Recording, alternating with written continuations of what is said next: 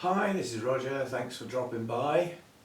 What do you mean? That's not Roger. It is. Look. It is me, honestly. Been to the sheep shearers and got me a haircut. Hannah did me hair yesterday. A lot shorter than she normally does, and it's appreciated actually because obviously some of the things I do are facing people sort of thing, and we do get a bit scruffy when it starts getting long, a bit scarecrow looking. So we've tidied up basically. So that's tidy up number one, and today I went to the vet with Mojo and we've had tidy up number two. He's feeling very sorry for himself. He's had probably about half of his fur shaved off because it's become very matted. It's a long story, but basically Mojo and Elvis were rescue kittens. Their mum died when they were 4 weeks old, and then Hannah got them, I think, at 6 weeks old to save them basically. Now kittens shouldn't leave their mum for 8 to 10 weeks, so they missed out on all that mum training, and Mojo never really learned to groom himself properly. He's a lazy cat. He does his paws, he does his face, and he does round the back end, and that's about it. He don't bother with the rest. And I brush him very carefully, but every so many years his underfur does a mass exodus, and it just becomes totally matted. A comb and a brush don't touch it, and it's right next to his skin, so my clippers won't touch it either. So the nurse at the vet's has had a good go at it. He was very patient. We had some hissing, we had some growling, but most of the time he was pretty good. And then he had his claws done as well. Now he normally objects to having his claws done, but after being shaved, I think he's sort of think, I'll get on with it. But he hates the journey. He hates going in his crate and going in the car.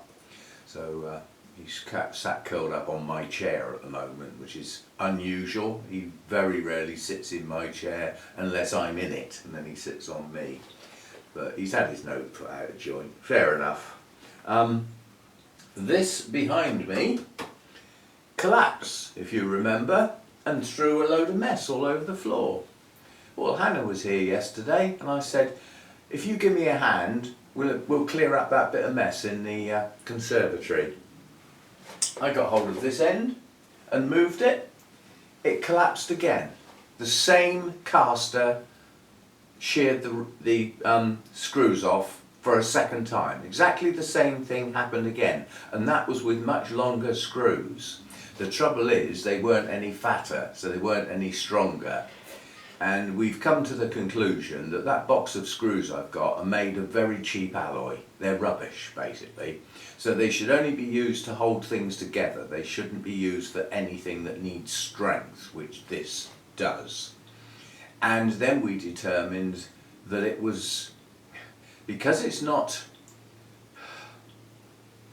to be torque. You've got 4 legs basically that should stay upright. Well, if you put a bit of extra weight in one corner, you get that sort of effect, yeah?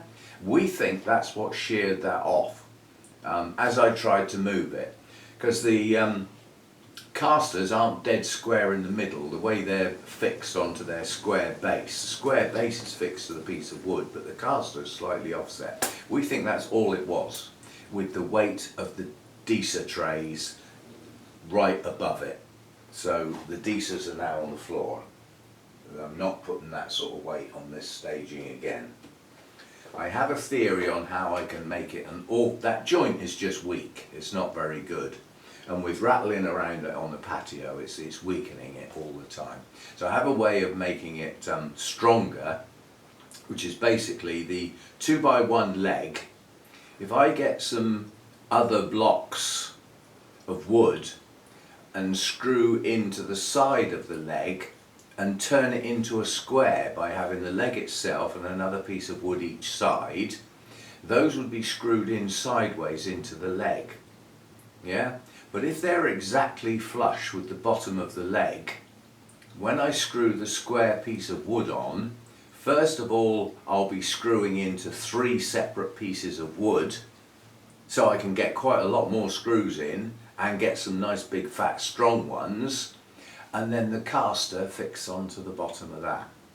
And the weight won't, the two new pieces of wood either side of the leg, the weight won't be trying to push them off, because don't forget they'll be screwed that way, not that way.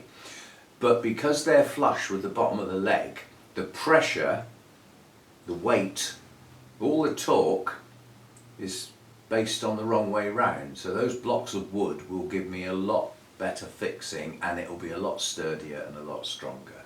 So I'll have to make arrangements for that, get the wood, it'll have to be stained, there's work to do, and it doesn't really need doing now until this goes back outside. So I got all winter and most of the spring to do that, so it ain't getting done now.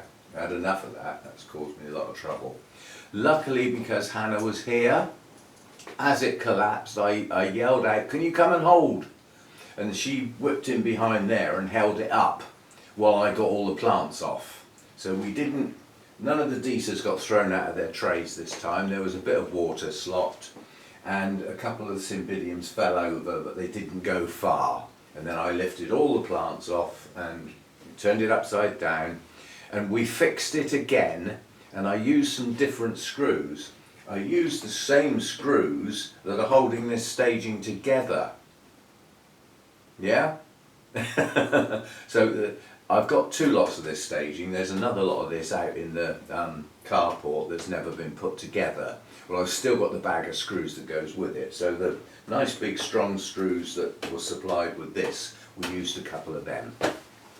But when I do the repair proper, I will get some new screws and I will find out what are the strongest screws, get much fatter screws so they'll have a bigger thread, they'll really bite in there, sort of thing, and we'll fix it properly this time round, and then hopefully it will last a bit longer than, well, a couple of flipping days. All I did was grab onto the end. I just went to move this end out like that and that whole back corner went again. Anyway, so Mojo's had a haircut, or half a haircut. He looks a lot worse than me, trust me.